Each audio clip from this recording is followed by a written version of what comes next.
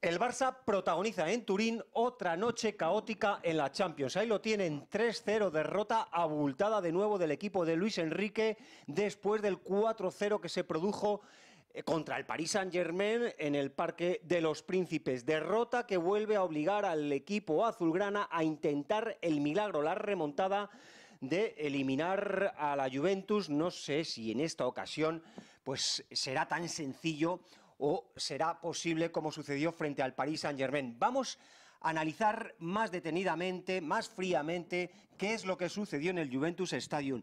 ¿Quién son los culpables de este 3-0? ¿Qué falló? Si realmente el entrenador se equivocó, si hay jugadores que no dan el nivel. ¿Cómo es posible que la MSN, Messi, Neymar y Luis Suárez lleven 2 partidos consecutivos sin hacer gol? Y sobre todo, si hay fe y optimismo de cara a otra posible remontada. Con Carlos Garayoa y con Miguel Navarro.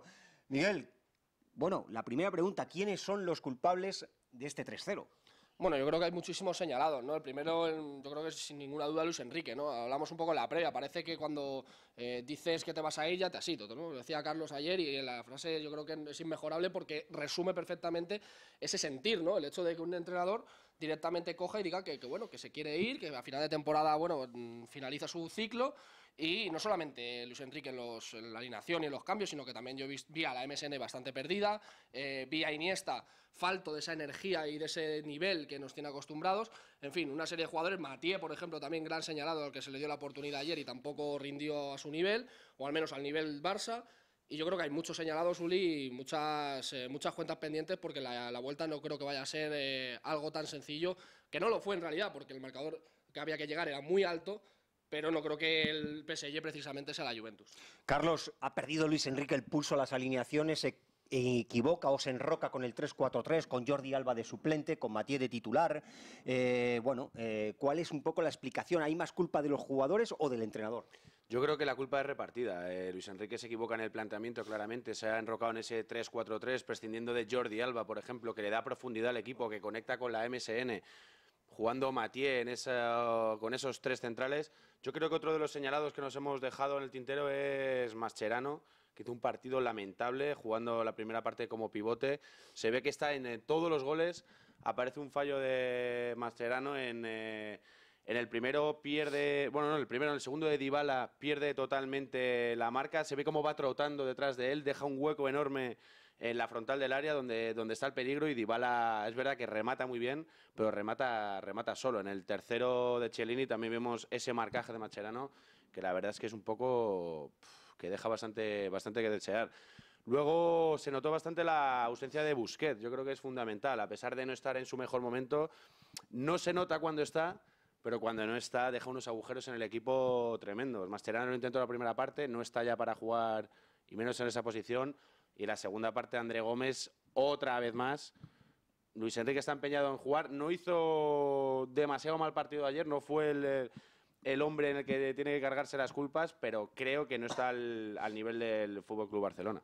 Bueno, acaba de dar Carlos otro de los nombres propios, André Gómez. Hemos analizado un poco lo que fue la primera parte, la alineación, el planteamiento de Luis Enrique, el 3-4-3. Queda señalado el entrenador, queda señalado Mathieu, queda señalado porque no está Jordi Alba. Ha dicho Carlos Garayoa que se nota la ausencia de Busquets, que Mascherano no ofreció un rendimiento en esa posición clave de mediocentro donde hay que construir y destruir. Pero en la segunda parte, Miguel, Luis Enrique intenta meter a André Gómez en esa posición para darle más fluidez, más agilidad, más equilibrio, más construcción, y tampoco funciona el portugués. ¿Qué le pasa a este jugador?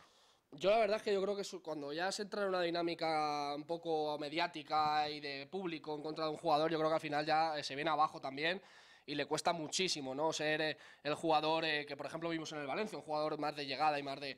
Yo creo que al final es un poco eso, ¿no? Yo creo que se han cebado mucho las tintas sobre él y no creo que sea simplemente este jugador el gran responsable de que el Barça perdiera ayer 3-0. Yo creo que como dice Carlos, ¿no? El hecho de jugar con Mascherano de pivote, yo creo que Mascherano puede pedir la luna en sala de prensa diciendo que es su posición ideal, pero no está para esa posición. En Argentina lo saben, de hecho lo siguen poniendo ahí y lo están viendo y lo están criticando por esa posición. y yo creo que debería cambiar. Y luego hay otro nombre propio, Carlos, el de Andrés Iniesta. Tuvo en sus botas el empate a 1, se la sacó Buffon, pero nos da la sensación de que el manchego ha perdido chispa, magia, inspiración y hasta definición, porque no parece normal que falle ese tipo de ocasiones. ¿Le pasa algo a Iniesta? ¿Le falta confianza? ¿Podemos estar hablando de que está entrando en su declive? Hombre, en esa ocasión concreta de la que hablamos hay que decir que Buffon saca una mano perfecta, pase de Messi espectacular. Yo creo que lo que le pasa a Andrés Iniesta es la edad, que no perdona a nadie, la edad pasa, el tiempo pasa, Iniesta se está apagando poco a poco, tiene una gran calidad, pero sí que es verdad que ayer y en los últimos partidos se echó en falta esa magia de Iniesta, esa electricidad, ese último pase, ese romper líneas, ese regate incluso, se le ve apagado poco a poco. Y yo no sé si se volverá a ver esa mejor versión de Andrés Iniesta, porque tiene una edad y es que el paso del tiempo es ineludible para todos los jugadores. Hay otros jugadores que se le está viendo también apagarse poco a poco y creo que Iniesta es uno de esos casos. Bueno, Andrés Iniesta. Vamos con más nombres propios, Miguel. La MSN, Messi, Neymar y Luis Suárez. 2 partidos consecutivos sin hacer gol, ni en Málaga ni frente a la Juventus. Dio la sensación, por lo menos a mí, de que Luis Suárez parecía un gatito al lado de Chiellini y Bonucci. Sí, yo creo que al final son dos centrales que le tienen tomada la medida a Luis Suárez, que incluso le desquician. Ya vimos lo que ocurrió con Chiellini en el Mundial de Brasil. Al final es un poco eso, ¿no? También no vimos la mejor versión de Neymar. A Messi últimamente en Champions, sobre todo fuera de casa, le terminan por cerrar muy bien los espacios. Yo creo que al final es un cúmulo de circunstancias, ¿no? El hecho de que la MSN no termine de encontrar esa eficacia goleadora, sobre todo, como decimos, fuera de casa, porque últimamente en lo que es en el Camp Nou no terminan de encontrar, o sea, encuentran su patrón de juego y encuentran las soluciones en ataque y al final hacen gol.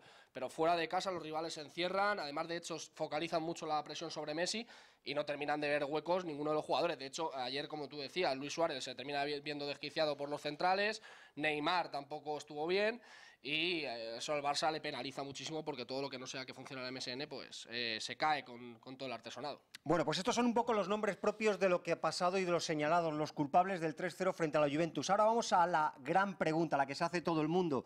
Carlos, Miguel, ¿creéis en una nueva remontada? La estaba esperando esta pregunta, yo la verdad es que no. Yo creo que la Juve no es el PSG. El PSG fueron unas hermanitas de la caridad en el Camp Nou, salieron con miedo, yo creo que creían más ellos en la remontada que el propio Barça en un principio, y la Juventus tiene oficio, es un equipo italiano, es verdad que juega al fútbol. Estamos hablando mucho de los errores del Barça, yo creo que hay que elogiar el gran partido que hizo la Juventus también, es que desactivó al Barça por completo. Hablamos de la MSN, Neymar estuvo cubierto por Dani Alves de una manera perfecta, no le dejó prácticamente moverse. Por cierto, ¿cómo tiene que echar de menos el Barça a Dani Alves en estos momentos? Y yo creo que no, porque la Juventus tiene oficio, repito, y sabe encerrarse. Es un equipo italiano que si lo necesita va a hacer un catenaccio, se va a cerrar, y no creo que meterle 4 goles a un equipo como la Juve, tal como está el Barça, sea algo posible. Todo puede pasar, lo hemos visto cosas peores hace poco, pero en principio yo, si tuviera que apostarme el dinero, apostaría porque no va a remontar el Barcelona.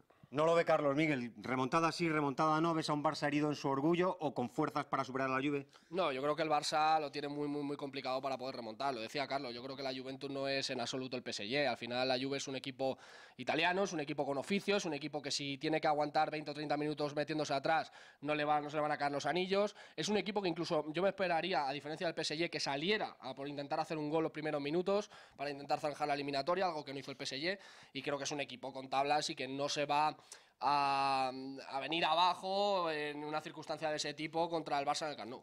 Bueno, pues esto es un poco todo lo que ha sucedido en el Juventus Stadium, los señalados, los culpables. Hemos hablado de nombres propios y también de las posibilidades que tiene el Barça para remontar.